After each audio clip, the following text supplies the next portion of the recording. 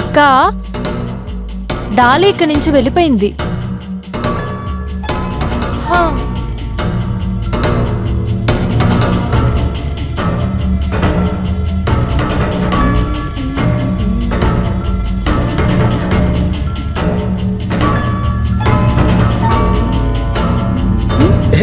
నువ్వా?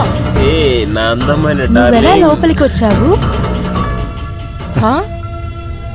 నువ్వు నా బెడ్రూమ్ లో ఏం చేస్తున్నావు? నిన్ను మా బావగారు పనిలోంచి తీసేశారు కదా.